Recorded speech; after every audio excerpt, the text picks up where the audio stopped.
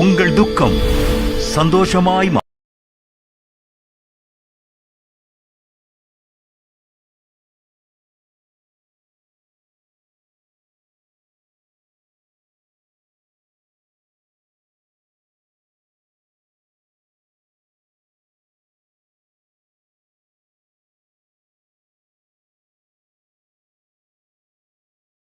தேவனுடைய பிள்ளைகள் உங்கள் அனைவருக்கும் சிங்கப்பூர் ஏலிம் எழுப்புதல் ஊழியங்கள் சார்பிலே உங்களுக்கு அன்பின் வாழ்த்துக்களை தெரிவித்துக் கொள்கிறோம். இந்த மகிழ்ச்சியான குடும்பத்திலே தொடர்ச்சியாக நானும் பாஸ்டர் டாக்டர் சீலாவும் உங்களுக்கு செய்திகளை பகிர்ந்து கொண்டு வருகிறோம். முக்கியமாக கடனில்லாத வாழ்வு என்ற தொடரிலே இன்றைய தினத்திலே கடைசி தொடராக பார்க்க இருக்கிறோம். நிச்சயமாக நீங்கள் இந்த பழைய தொடர் செய்தியின் மூலமாக ஆசீர்வதிக்கப்பட்டிருக்கிறீர்கள் என்று நாங்கள் விசுவாசிக்கிறோம். இந்த நாளிலும் நான் பார்க்கக்கூடிய காரியம் 2 ராஜாக்கள் 4வது அதிகாரம் 7வது வசனத்திலே, அவள் போய் தேவனுடைய மனுஷனுக்கு அதை அறிவித்தாள். அப்பொழுது அவன், நீ போய் அந்த எண்ணெயை விற்று உன் கடனை தீர்த்து மீந்ததை கொண்டு நீயும் உன் பிள்ளைகளும் ஜீவனம் பண்ணுங்கள் என்றான். புரியுங்களா? முக்கியமாக இன்றைய நாளிலே என்ன பாருங்க, நாம் எப்படியாக உழைக்க வேண்டும், சேமிக்க வேண்டும், வருமானத்தை நம்ம என்ன வேண்டும், பெருக்க வேண்டும், கடனை அடைக்க வேண்டும், செலவழிக்க வேண்டும் என்பதை குறித்து நான் தொடர்ச்சியாக போதித்து கொண்டு வந்ததிலே இன்றைக்கு இந்த கடனை அடைப்பதை குறித்து இன்றைக்கு நம்ம உங்களோடு கூட பகிர்ந்து கொள்ள இருக்கிறேன். அதனால்தான் வேதவசனம் சொல்லுகிறது, நீதிமொழிகள் 30வது அதிகாரம் வசனம் 24 வசனம் 25, பூமியில் சிறியவைகளாயிருந்தும் நாணமுள்ளவைகள் 4 உண்டு, அவை யாவன அற்பமான ஜந்துவாயிருந்தும் கோடை காலத்தில் தங்கள் ஆகாரத்தை சம்பாதிக்கிற எறும்பும். வேதவசனம் சொல்லப்பட்டிருக்கு பாருங்க. நீங்கள் எவ்வளவு பெரியவராக இருக்கலாம், இல்லை சிறியவராக இருக்கலாம், நீங்கள் அந்தஸ்துள்ளவராக இருக்கலாம், இல்லை படிப்பு குறைவுள்ளவர்களாக நீங்கள் இருக்கலாம். ஆனால் உங்களுக்கு எவ்வளவு நாணம் இருக்கிறது, அதை வைத்துதான் ஒரு வெற்றியுள்ள வாழ்க்கை, ஒரு கடன் இல்லாத வாழ்க்கை, ஒரு செழிப்பான ஒரு வாழ்க்கை வாழ முடியும். அதான் வேதவசனம் சொல்கிறது, நாணம் தன் வீட்டை கட்டுகிறது என்று. புரியுங்களா?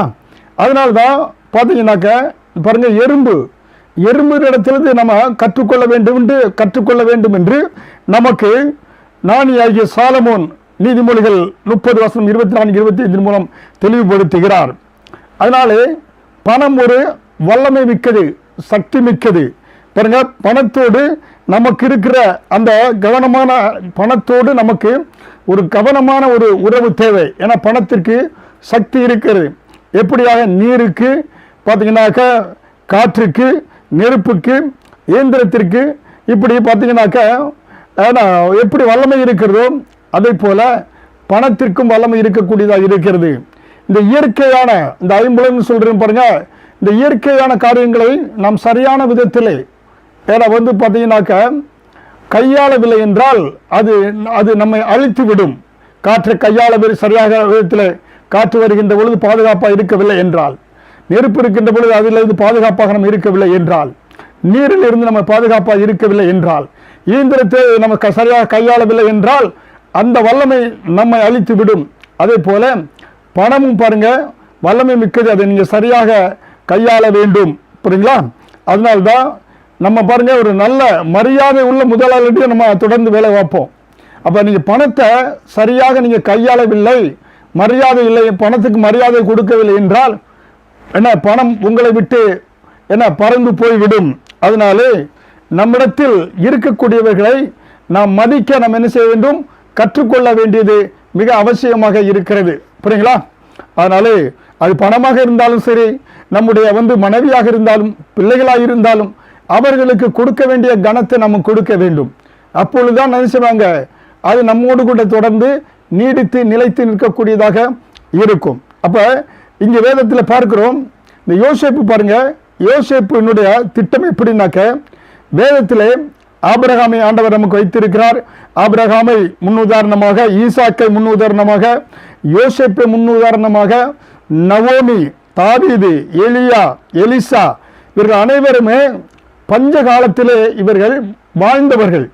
இவர்கள் வேதத்தில் எழுதி வைக்கப்பட்டிருக்கிறது. பஞ்சத்தை இவர்கள் சந்தித்தவர்கள், பஞ்சத்தில் இவர்களை தேவன் எப்படி நடத்தினார், இவர்கள் எப்படி நடந்து கொண்டார்கள் என்று நாம் பார்த்தோம் என்றால், ஆபிரகாம் பஞ்ச காலத்தில் தான் அவர் எகிப்துக்கு சென்றார்.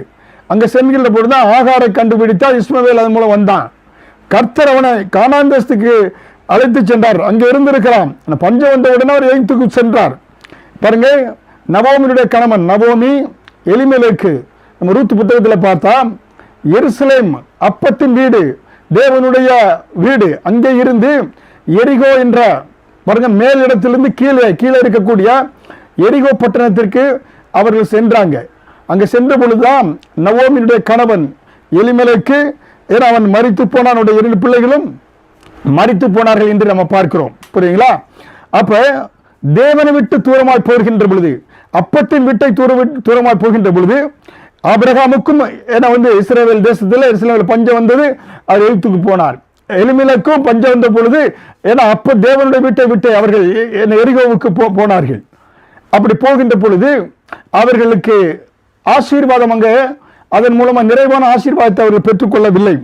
ஆனால் ஈசாக்கு கர்த்தருடைய வார்த்தையை கேட்டு தேவனுடைய தேசத்தில், இஸ்ரவேல் தேசத்தில் பஞ்சம் வந்த பொழுது அங்கே அவன் விதை விதைத்தான், 100 மடங்கு அறுவடையை பெற்றுக்கொண்டான் என்று பார்க்கிறோம்.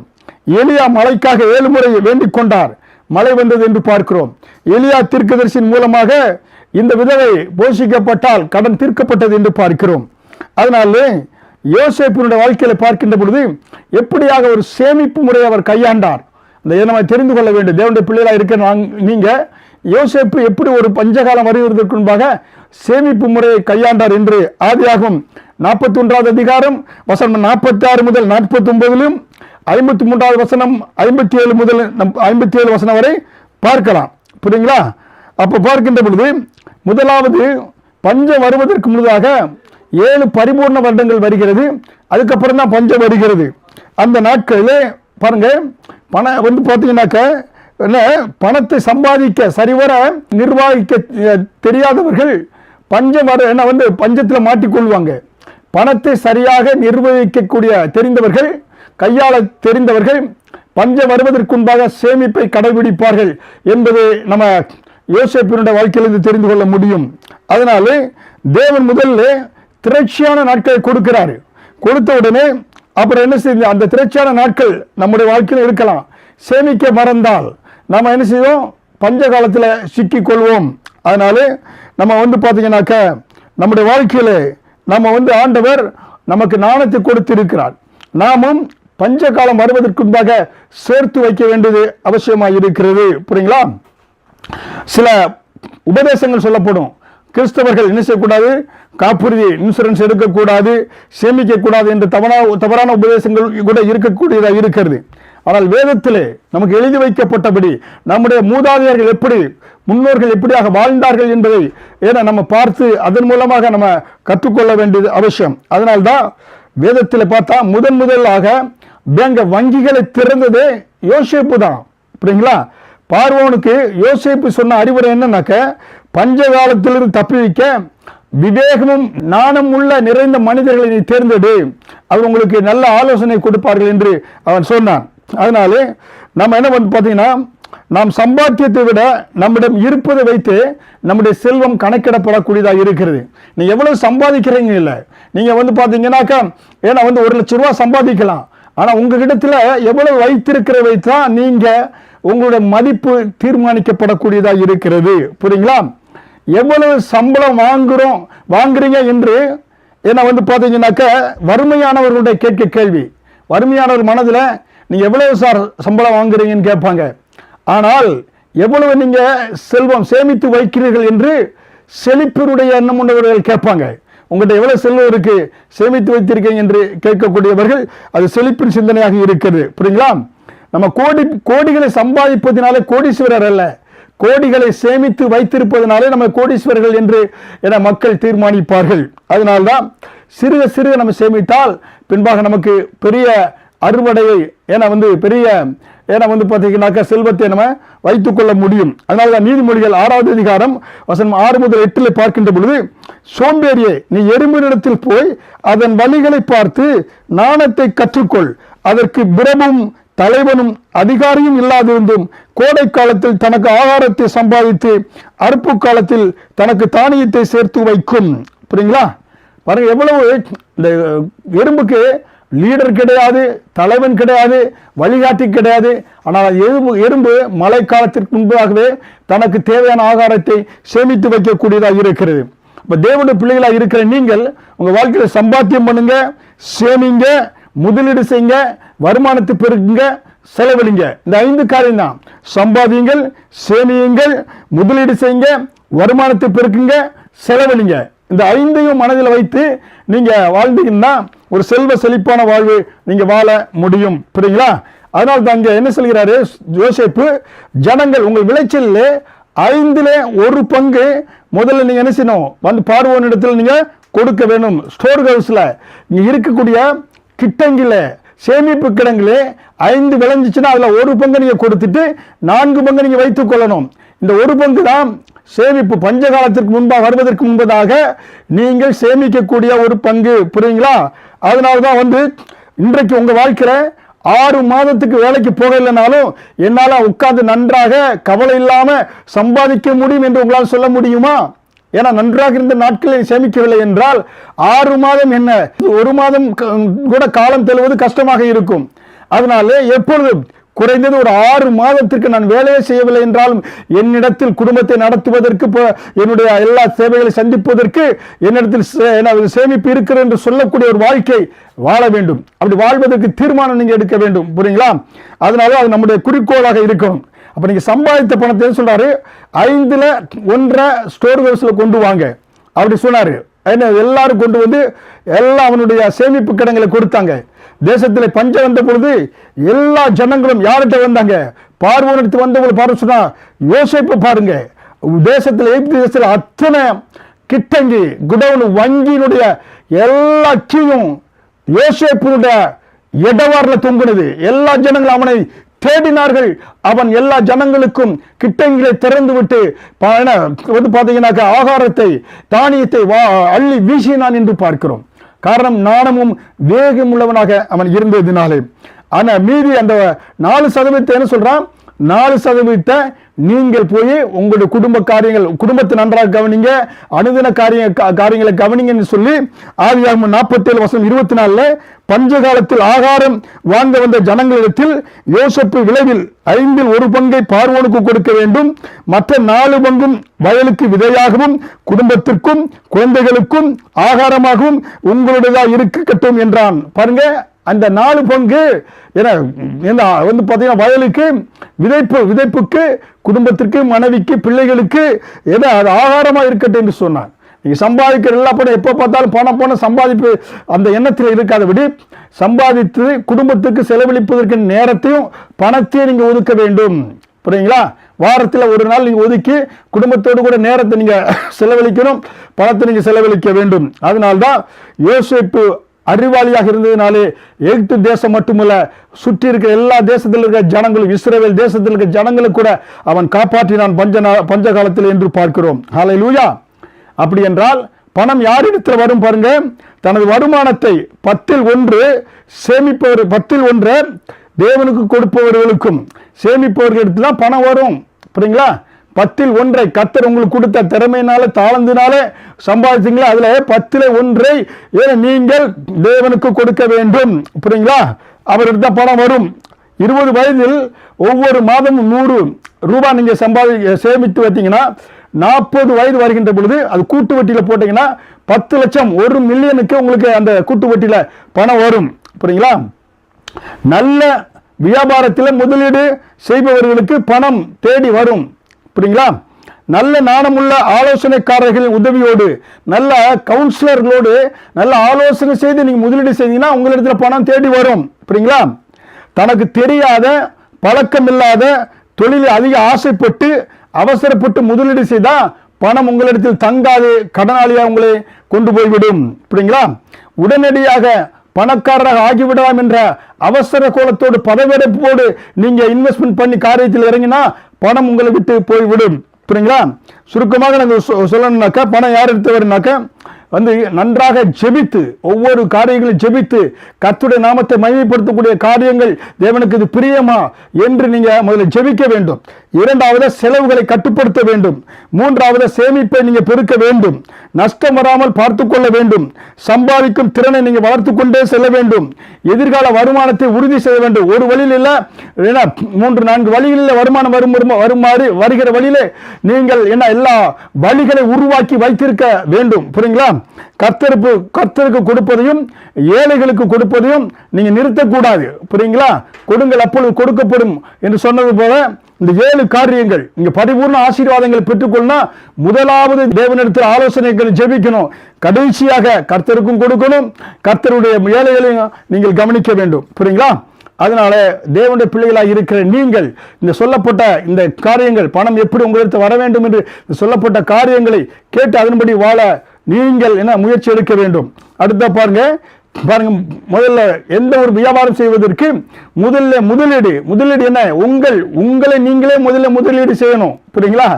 நீங்க பணத்தை பின்பாக முதலீடு செய்வதற்கு முன்பாக நீங்க உங்களை சுயத்தை நீங்க தனி மனிதனாக உங்களை நீங்க முதலீடு செய்யணும். உங்களிடத்தில் என்ன இருக்கிறது? உங்களிடத்தில் என்ன இருக்கிறது?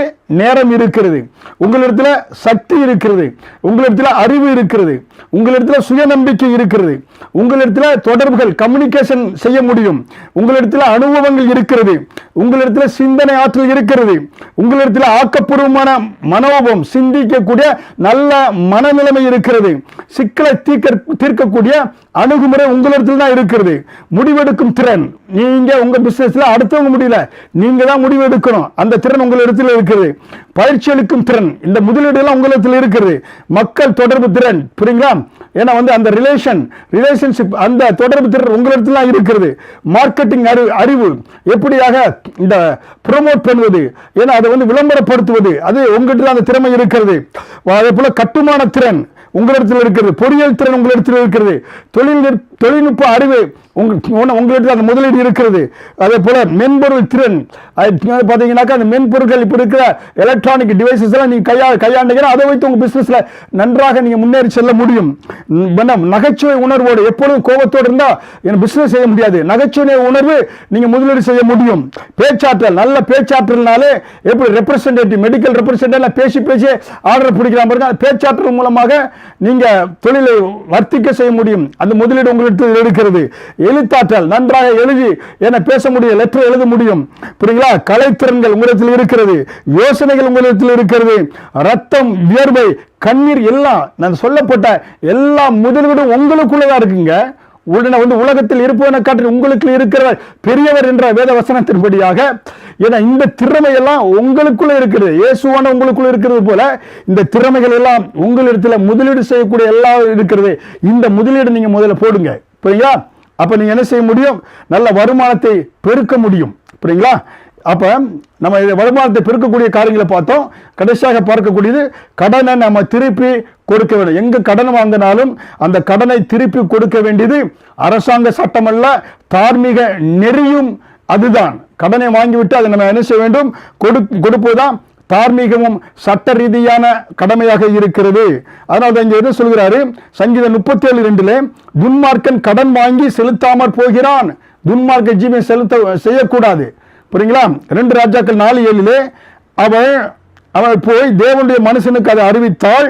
அப்பொழுது அவன் நீ போய் அந்த எண்ணெயை விற்று உன் கடனை தீரு, கடனை அடைக்கிறதுக்கு சொல்றாரு எலியா தீர்க்கதரிசி. அதனால நீங்க திட்டமிட்டு சம்பாதித்து மிச்சப்படுத்தி அதை விற்பனை செய்து நீ கடனை அடைக்க வேண்டியது மிக முக்கியம். புரியுங்களா? அதனால எந்த ஒரு பந்தயத்திலும் முதல்ல நீங்க ஸ்டார்ட் பண்ணாதான் முடிவு எல்லைய தொட முடியும். ஸ்டார்ட் பண்ணாம முடிவு எல்லைய வெற்றியின் எல்லையை நீங்க என்ன செய்ய முடியாது, தொட முடியாது. அநேகர் பாதியிலே துவங்குவாங்க, பாதியில் விட்டு விடுவார்கள். அப்படியே கடன் அடைப்பதில் நீங்கள் இருந்து விடக்கூடாது. பாருங்க, பாத்திரம் வாங்குவது வரப்போகிற ஆசீர்வாதத்திற்கு அது ஒரு முன்னோட்டம், அது ஒரு அடையாளமாக இருக்கிறது. பாத்திரத்தை போய் வாங்குறானா ஆசீர்வாத பாத்திரம் எல்லாம் என்ன செய்கிறது? பெருக போகிறது என்ற அர்த்தம். அதனால நீங்க கடனை எப்படியாவது தீர்க்க முடியும் என்ற விசுவாசம், அவிசுவாசம் வந்துடக்கூடாது. விசுவாசம் நான் அடைத்து விடுவேன் என்று வருகின்ற பொழுதுதான் அந்த உங்களுக்கு அதோட 50% உங்களுக்கு வெற்றியை கொடுத்து விடும். அதனால கடனை அடைக்காமல் கடனில் தப்பிப்போம் என்ற மனநிலை உங்களுடைய வாழ்க்கையில் இருக்கவே கூடாது. புரியுங்களா? அப்ப கடனை அடைக்காம தப்பிப்போம் என்று அந்த மனநிலை வரவே கூடாது. புரியுங்களா? கடனை அடைப்பதற்கு ஒரு வருடம் இல்லாட்டி 2 வருடத்தோடு அடைத்து விடலாம். அதனால் விசுவாசத்தோடு நீங்க எப்படியாவது வாங்கின கடனை அடைத்து விட வேண்டும், தலை நிமிர்ந்து நடக்க வேண்டும், பொதுவில் நடக்க வேண்டும். புரியுங்களா? 2 ராஜாக்கள் 4வது அதிகாரம் 3வது வசனத்துல, நீ போய் உன்னுடைய அயல் வீட்டுக்கார எல்லாரிடத்திலும் அநேகம் வெறும் பாத்திரங்களை கேட்டு வாங்கு. எலிசா தீர்க்கதரிசி சொல்றாரு பாருங்க, ஒருவேளை போய் எண்ணெய் கேட்டிருந்தா கொடுத்துருக்க மாட்டாங்க அது சிரிக்கு. ஏன்னா ஆனா பாத்திரத்தை கேட்ட உடனே எல்லாரும் கொடுத்தார்கள். வாங்கி அந்த பாத்திரங்களை எண்ணெய் வார்த்து அவள் விற்று கடனை அடைத்தாள் என்று நம்ம பார்க்கிறோம். நீங்க உங்களுக்கு கடன் கொடுத்த ஒரு இடத்துல நீங்க போய் என்ன பேசணும்? கடனை தீர்ப்பதற்கான திட்டங்களை அவரிடத்துல சொல்லணும். புரியுங்களா? மொத்தமாக என்னால் கொடுக்க முடியாது, மாதம் ஒரு சிறு தொகையாக நான் கடனை அடைத்து விடுகிறேன் என்று அவரிடத்தில் சொல்ல வேண்டும். புரியுங்களா? நீங்க பார்த்தீங்கன்னாக்கா அற்பமான ஆரம்பத்தை யார் அசட்டை செய்வார்கள் என்று வேதவசனம் சொல்லுகிறது. கடன் கொடுத்தவர்கள் உங்களுடைய அந்த ப்ரொபோசல்ஸை திட்டத்தை ஒருவேளை அவங்க ஏற்றுக்கொள்ளாமல் இருந்தாலும் நீங்கள் அவர்கிட்ட தொடர்ந்து நீங்கள் சொல்வது மட்டுமில்ல, அந்த சிறிய தொகை நீங்கள் மாதம் கொடுக்கின்ற பொழுது உங்களுடைய அந்த நம்பிக்கையை அவர்கள் உணர்ந்து உங்களை இழந்து போகக்கூடாது என்று நினைத்து உங்களிடத்திலிருந்து இவருக்கு நீங்கள் கடனை அடைக்க வேண்டும் என்ற உண்மையிலே மனநிலைமையோடு இருக்கிறீங்க, முயற்சி எடுக்கிறீங்க என்று சொல்லி உங்களிடத்தில் நீங்கள் கொடுக்க வேண்டிய பணத்தை வாங்கி சீக்கிரமாக அந்த கடனை எப்படி அவர் அடைத்து விடுவார் என்ற ஒரு நம்பிக்கை உங்கள் மேல் வந்துவிடும். புரியுங்களா? உங்க நம்பிக்கை அவர் இழக்க விரும்ப மாட்டார்கள். அதனால கடன்களை நீங்க தீர்க்க முடியும் என்ற ஒரு நம்பிக்கை உங்களுக்கு வர வேண்டும். புரியுங்களா? கடனில் இருப்பவர்கள் உங்க வருமானத்தில் என்ன செய்யணும்னாக்கா 10% ஏன்னா அது 10% ஆண்டவருக்கு கொடுக்க வேண்டும். 10%பார்த்தீங்கன்னாக்கா 100% உங்க வருமானத்தில் 10% கர்த்தருக்கு, 10% என்ன அது பார்த்தீங்கன்னா உங்க சேமிப்பு, 20% கடனை அடைக்க, மீதி 60% உங்களுக்கும் உங்கள் பிள்ளைகளுக்கும் குடும்பத்திற்கு அன்றாட தேவைகளுக்கு. இப்படியாக நீங்க வைக்கின்ற பொழுது நீங்க உங்களுடைய பொருளாதார வாழ்க்கை சீராக செல்லும். சீக்கிரம் கடன் அடைத்து நீங்க செழிப்புக்குள்ளாக வரலாம். நீங்கள் யாருக்கு எவ்வளவு கடன் கொடுக்க வேண்டும் என்ற ஒரு லிஸ்ட் எழுதி வைத்திருக்கணும். புரியுங்களா? யாருக்கு எவ்வளவு கடன் கொடுக்க வேண்டும் என்று தொகை எழுதி வைத்திருக்க வேண்டும். முதல்ல சிறிய தொகை எழுதிடுவாங்க, பின்னால் பெரிய தொகை எழுதிடுவாங்க. அப்ப எழுதிச்சு மொத்தம் எவ்வளவு என்று நீங்கள் என்ன பார்க்க வேண்டும். ஏன்னா சிறிய தொகைனா சிறிய கடனை முதல்ல அடைச்சிட்டு அப்புறம் பின்னால் பெரிய கடனை மேலே அடைக்கலாம். சிறிய தொகை கூட அடைக்கின்ற 10 பேர்கிட்ட கடை வாங்கியிருந்தீங்கன்னா சிறிய கடனை எல்லாம் எழுதிட்டு வந்தீங்கன்னா ஒரு 5 பேருக்கு அடைக்கும் போது உங்களுக்கு ஒரு நம்பிக்கை வந்துடும். 5 பேருக்கு தான் கொடுக்க வேண்டியிருக்கிறது, இதையும் சீக்கிரமாக அடைத்து விடுவோம் என்ற ஒரு நம்பிக்கை உங்களுக்கு வரும். அதனால மாதந்தோறும் கடனை எவ்வளவு நீங்க செலுத்த வேண்டும் என்பதை எழுதி வைக்க வேண்டும். புரியுங்களா? எடுத்துக்காட்டுக்கு உங்களுக்கு பார்த்தீங்கன்னாக்கா 20,000 ரூபாய் வருமானம் வருகிறது என்றால் பார்த்தீங்கன்னா உங்களுக்கு எடுத்துக்காட்டாக உங்களுக்கு ஒரு 10,000 ரூபாய் வருமானம் வருகிறது வைத்துக் கொள்ளுங்க.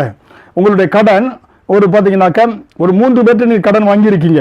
முதல் நபர்கிட்ட 12,000, 2வது நபர்கிட்ட 10,000, 3வது நபர்கிட்ட 4,000.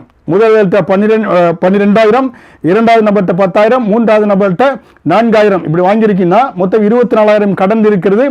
10,000 உங்களுக்கு சம்பளம் வருகிறது. இதை இந்த 3 பேருக்கு எப்படி கடன் அடைக்க வேண்டும் என்றால் நீங்க பார்த்தீங்கன்னாக்க முதல் உள்ளவருக்கு அவருக்கு 12,000 இருக்குல்ல, அதுல மாசம் 9,000, அதாவது 9,000 ரூபாய் மாசம் அடைங்க. புரியுங்களா? 2வது உள்ள நபருக்கு மாசம் 800 ரூபாய் அடைங்க. 3வது நபருக்கு 4,000 இருக்குல்ல, அவருக்கு 300 ரூபாய் மாசம் கொடுங்க. இப்படி நீங்க கொடுக்கின்ற பொழுது உங்களுக்கு பார்த்தீங்கன்னாக்க அந்த மாச சம்பளம் 10,000த்துல 2,000 ரூபாய் 20% கடன் அடைக்க ஒதுக்குறீங்க. ஏன்னா மீதி 8,000 ரூபாய் இருக்கு. இதை வைத்து உங்களோட பிள்ளைகளுக்கு, குடும்பத்திற்கு, மற்ற இளவர்களுக்கு நீங்க செய்யலாம். புரியுங்களா? இப்படியாக ஒரு கடனை 20% கடன் அடைப்பதற்கு வைத்துக் கொள்ள வேண்டும். புரியுங்களா? சேமிப்புக்கு 10%, 10% கர்த்தருக்கு, 60% குடும்பத்தை நடத்துவதற்கு. புரியுங்களா? அதனால உங்களால ஒருபோதும் செலுத்த முடியாத தொகையோ செலுத்த முடியாத நாட்களையோ நீங்க ஒத்துக்கொள்ள கூடாது. உங்க கடன்காரரு வாரம் நீங்க கடனை திருப்பி கொடுனா வாரம் உங்களுக்கு மாச சம்பளம் வாரம் எப்படி கொடுக்க முடியும்? வாரம் நீ பார்த்தீங்கன்னா 10,000 ரூபாய் கடன் வாங்கினா வாரம் 2,000 ரூபாய் கொடுனா எவ்வளவு கொடுக்க முடியாதுல்ல. அதனால என்ன உங்களால் செலுத்த முடியாத நாட்களையும் செலுத்த முடியாத தொகையும் ஒருபோதும் கடனை அடைப்பதற்கு ஒத்துக்கொள்ளாதீர்கள். புரியுங்களா? சிறிய தொகை இருந்தாலும் அவற்றை ஏற்றுக்கொள்ளுங்க, இல்லாட்டி பேங்க்ல டிரான்ஸ்பர் பண்ணி விடுங்க. என்ன கடன்காரர் உங்களை தேடி வைத்து வருவது போல வைத்துக் கொள்ளக்கூடாது. அவர்கள் ஃபோன் பண்ணாலும் அவங்களுக்கு நீங்கள் உடனடியாக பதில் பேச வேண்டும். உங்கள் நம்பிக்கையை அவர்கள் இழந்து விடக்கூடாது. புரியுதுங்களா? இயலாமைக்கு ஒருவேளை ஒரு நாள் 2 நாள் டிலே ஆனாலும் அதுக்கு வருத்தத்தை நீங்கள் அவங்களுக்கு தெரிவிக்க வேண்டும். தயவாக பேசுங்க, கனிவாக பேசுங்க, கடனிலிருந்து நீங்கள் மீண்டு வந்து விடுவீர்கள். புரியுங்களா? அதனாலே நீங்கள் ஒவ்வொரு மாதமும் செலுத்தக்கூடிய தொகையை கணக்கு எழுதி வைக்க வேண்டும். ஒவ்வொருவருக்கும் ஒவ்வொரு பக்கம் போட்டு ஒவ்வொருவருக்கும் எவ்வளவு கடன் செலுத்தி இருக்கிறோம், எவ்வளவு செலுத்த வேண்டி இருக்கிறது என்பதை எழுதி வைக்க வேண்டும். புரியுங்களா? கடனை அடைப்பதற்கு 1 வருடம் இல்லை 2 வருடம் ஆனாலும் பொறுமையாக இருந்து அந்த முழுவதுமாக அந்த கடனை அடைத்து விட்டு வெளியே வர வேண்டும். இதுதான் கடனை அடைக்கக்கூடிய திட்டங்கள். புரியுங்களா? அப்புறம் கடனை அடைத்து விட்டீங்கன்னாக்க கடனை அடைத்து கொண்டிருக்கின்ற பொழுது நீங்கள் உங்கள் தரித்திரத்துடைய எண்ணங்களை விட்டுவிட வேண்டும். தரித்திர எண்ணம், ஏன்னா அந்த உடை இதெல்லாம் பார்த்தீங்கன்னாக்க யோசேப்பை பாருங்க, சிறைச்சாலையில் இருந்தான். ஆனால் ராஜாக்கள் அரண்மனைக்கு வருவதற்கு முன்பதாக பாருங்க, ஆதியாகமம் 41:14 யோசேப்பு சவரம் பண்ணி கொண்டு வேறு வஸ்திரம் தரித்து பார்வோனிடத்தில் வந்தான். நேற்று வரை கைதியாக இருந்தான். கைதியுடைய வஸ்திரம் இப்போ பார்வோன் அரண்மனைக்கு பிரதம மந்திரியாக உயர போகும்போது அந்த வஸ்திரத்தை மாற்றி, ஏன்னா அவன் சேவிங் பண்ணி அங்கே அவனுக்கு முன்னாடி பார்வோனுக்கு முன்னாடி நிப்பாட்டுறாங்க. அதனால கடலிருந்து வெளியே பாருங்கன்னா பழைய அதே பாருங்க அந்த இருக்கக்கூடாது. உங்களுடைய ஏன்னா அந்த வெளிப்புற தோற்றத்திலே ஏன்னா ஒரு ராஜாவை போல நடக்கணுங்க. நீங்க ராஜா விட்டு பிள்ளை அடிமையாக வாழ்ந்தீங்க. இப்ப கடலிருந்து வெளியே வரும்போது நீங்க ஒரு ராஜாவை போல ஒரு அந்தஸ்துள்ளவர்களாக என்ன உடை உடுத்துவதிலே மற்ற பேச்சிலே நடக்கையிலே இருக்க வேண்டியது அவசியமாக இருக்கிறது. புரியுங்களா? அது மட்டுமல்ல, நீங்கள் ஏன்னா கடனை நீங்க ரத்து செய்ய வேண்டும். புரியுங்களா? ஒருவேளை நீங்க யாருனாவது கடன் வாங்கியிருந்தீங்கன்னாக்க கொஞ்சம் சிறிய கடன் வாங்கியிருந்தீங்கன்னா அந்த கடனை நீங்க ரத்து செய்யுங்க. புரியுங்களா? அதனால தான் பாருங்களேன், இயேசு கிறிஸ்து சொல்றாரு, மற்றவர்கள் உங்களுக்கு எதையெல்லாம் செய்ய வேண்டும் என்று நீங்கள் விரும்புகிறீர்களோ அவைகளையே நீங்கள் மற்றவர்களுக்கு செய்யுங்கள் என்று இயேசு சொல்லியிருந்தாரு. அதனால சிறிய தொகை ஒருவேளை உங்கள்கிட்ட யாராவது கடன் வாங்கியிருக்கலாம், நீங்க பெரிய கடன் இருந்திருக்கலாம். சிறிய தொகை கடன் வாங்கினவங்கிட்ட நீங்க மன்னிங்க, அவங்கள மன்னித்து அந்த கடனை ரத்து செய்யுங்க.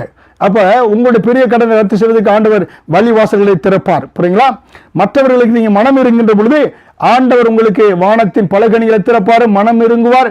ஆண்டவர் உங்களுக்கு உதவிகளுடைய அந்த வாய்க்கால்கள், ஆசீர்வாதத்தின் வாய்க்கால்களை ஆண்டவர் திறந்து விடுவார். புரியுங்களா? அப்ப நீங்க இன்றைக்கு ஒரு தீர்மானம் எடுக்கணும். என்ன தீர்மானம் எடுக்கணும்? உங்களுடைய பேரை பெற்று தேவனுடைய கிருபையினாலும் இரக்கத்தினாலும் தேவனுடைய உதவியினாலும் தேவனுடைய தயவினாலும் கடனிலிருந்து வெளியே வருவதற்குரிய சத்தியங்களை வழிகளை நான் கேட்டிருக்கிறேன். இதில் வெளியே வருவதற்கு தேவ ஆவியானவருக்கு உதவி செய்வார். இன்றைக்கு நான் தீர்மானம் எடுக்கிறேன். என்னுடைய மாதத்தினுடைய கடன் இவ்வளவு இருக்கிறது, வருமானம் இவ்வளவு இருக்கிறது, மாதத்தில் 20% நான் கடனை அடைக்க போறேன்.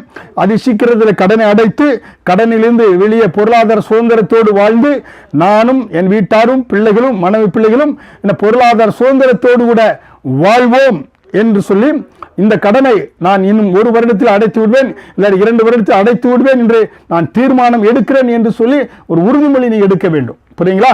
அதனால அருமையான தேவனுடைய பிள்ளைகளே, இந்த தொடர் கிட்டத்தட்ட 7-8 தொடரில் கடன் இல்லாத ஒரு வாழ்வை குறித்து உங்களோடு போய்த்து கொண்டு வந்தேன். நிச்சயமாக இந்த தொடர் உங்களுக்கு மிக பிரயோஜனமாக இருக்கும். புரியுங்களா? கடனில் எந்த நிலையில் இருக்கிறீர்கள், கீழ்மட்டமா, நடுமட்டமா, மேல்மட்டமா, கடனில் எப்படி வீழ்ந்தோம், நாம் கடனில் இருப்பதை தேவன் விரும்பவில்லை. கடன் என்ற அந்த எகிப்தை விட்டு வனாந்திரத்தை விட்டு கானான் என்ற செழிப்பான அந்த வாழ்வுக்குள்ளே செல்வதற்கு தேவனுடைய விருப்பம் அதுதான். வாழ்க்கையில் அற்புதத்தை சார்ந்தல்ல, அற்புதங்கள் தேவைதான், ஆனால் ஆசீர்வாதம் தான் நிலையான ஒரு நம்ம நிலையான வாழ்க்கைக்குள்ளே கொண்டு செல்லும் என்று அந்த காரியங்களை குறித்து தெரிந்து வைத்துக் கொண்டீர்கள். கதவை பூட்டிக் கொண்டு பார்த்தீங்கன்னா பிள்ளைகளோடு இருந்து அந்த வேலைகளை செய்வதற்கு அந்த ஸ்திரீ எடுத்த முயற்சி போல நீங்கள் என்ன செய்யணும்? முயற்சி எடுத்து வருமானத்தை பெருக்கி மீந்ததை கொண்டு கடனை அடைத்து வெளியே வர வேண்டும். கடனை அடைக்கக்கூடிய வழிகளை கற்றுக்கொண்டீங்க. இருளின் ராஜ்யத்திலிருந்து வெளிச்சத்தின் ராஜ்யத்துக்கு வரக்கூடிய காரியங்களை உங்களுக்கு கற்றுக் கொடுத்தோம். எல்லா காரியங்களையும் நீங்கள் கற்றுக்கொண்டீங்க. இதை உங்க வாழ்க்கையில் அபியாசப்படுத்துங்க. இந்த செய்திகளை மீண்டும் நீங்கள் கேட்க வேண்டும் என்றால் ஃபேஸ்புக்கில் டேனியல் ராஜில் நீங்கள் போய் பார்க்கலாம். ஒவ்வொரு அந்த தேதிகளிலும் அந்த செய்திகள் தொடர் செய்திகளாக கொடுத்திருந்தோம். Pastor Sheela Daniel pastor doctor Sheela Daniel அவர்களும் அவர் ஃபேஸ்புக்கில் வந்து நீங்கள் போய் பார்க்கலாம். இல்லை யூடியூப்பில் நீங்கள் போய் ஷீலா டேனியல் என்ற யூடியூப்பில் போய் பார்க்கலாம். இல்லை ஜாய் டிவி யூடியூப்பில் நீங்கள் சென்று பார்த்தா பழைய செய்திகளை பார்க்கலாம். நீங்கள் இந்த செய்திகளை கேட்டு கடனில்லாத ஒரு வாழ்க்கை வாழ்ந்து செழிப்பான ஒரு வாழ்க்கை வாழ்ந்தாலே, ஏன்னா அது எங்களுக்கு பெரிய மகிழ்ச்சி. கர்த்தர் நாமம் அதன் மூலம் மகிமைப்படும்.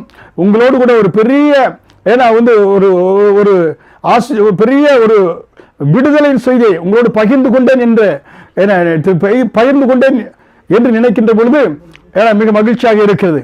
நிச்சயமாக தூய் ஆவியானவர் உங்கள் வாழ்க்கையில் வந்து கடன் இல்லாத வாழ்வு, சேமிப்பின் வாழ்க்கை, வருமானத்தை பெருக்கக்கூடிய வாழ்க்கை, நல்ல குடும்பத்துக்கு செலவழிக்கக்கூடிய வாழ்க்கையை கர்த்தர் உங்களுக்கு கொடுப்பார். புரியுங்களா?